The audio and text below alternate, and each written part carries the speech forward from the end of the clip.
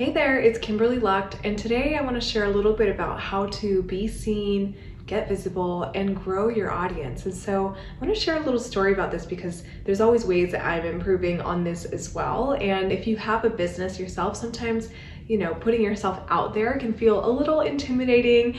And even with all of my years as a performer, a dancer, and being an entrepreneur, I still can find myself in those types of phases as well. And so I want to share a little story about that because there's always ways that I'm continuing to improve this and to get out there even more. And recently I was rehearsing for a dance performance over in Brooklyn, and I'm a part of like an adults dance company. It's just for fun. It's really exciting for me to be able to dance with people again and create something together. And for that performance, I had this improvised solo section that I could basically do whatever I wanted to do, which was such an exciting gift. I felt like such an honor at being able to do that.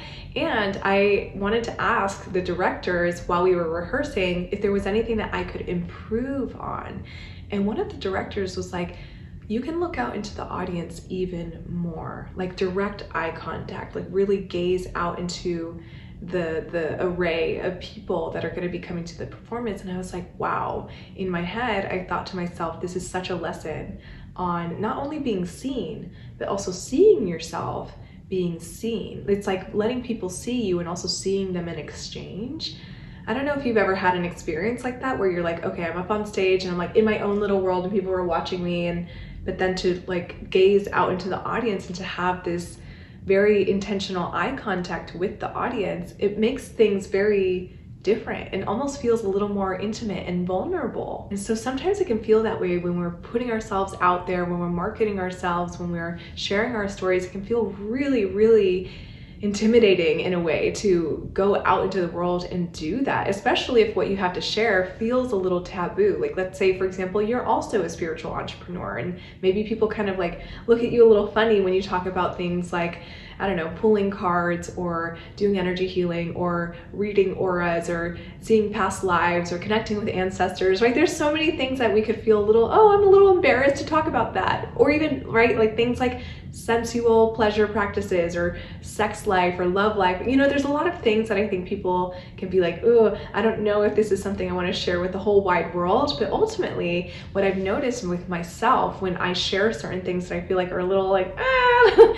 don't know if I really want that to be out there, I notice a lot of people being drawn to me and also sharing their own experiences of whether it's spirituality or, taboo topics or anything that feels a little goofy or weird. It creates a space where it becomes safe to talk about those things. And so being seen and being visible isn't just about you being seen and you being visible. It's also about letting others be seen by you. And that's exactly what one of these directors for this dance performance was getting at. And so there's 3 techniques that I want to share that can help you with this and help you not only be seen, but also have other people feel like you're seeing them in a way too. And the first technique is to share your story. I think this can feel really intimidating sometimes, especially if what you have to share feels a little vulnerable or intimate.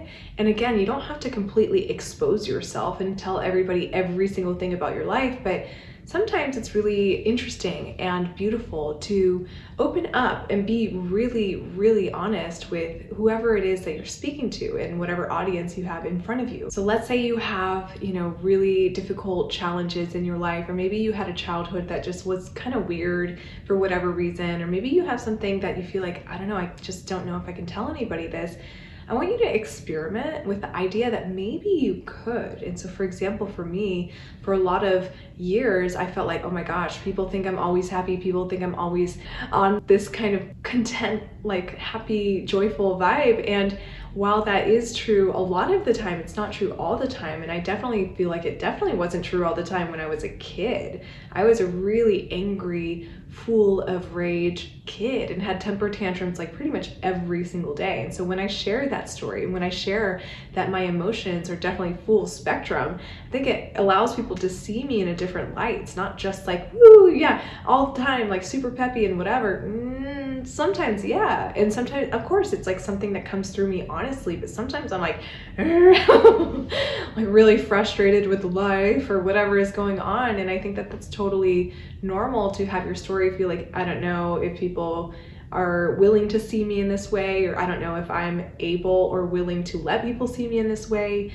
But I think it's so beautiful to let down the guard a little bit and just to see what happens and see how people respond when you share something that feels really, really sometimes difficult to share. So technique number 2 is to find an audience that feels like, yes, this is the ideal fit for this story or for whatever you're talking about, right? For me, I get really excited when I'm speaking to spiritual entrepreneurs. It just like lights me up inside. It gets me really excited because some of my stories are about like, oh, I was in the spiritual closet for like however many years. No, like some of my friends still think I'm weird for doing certain things or believing in certain things. And it's something that I feel like I can really connect to people with, and something that helps people say, oh yeah, like I've had that experience as well.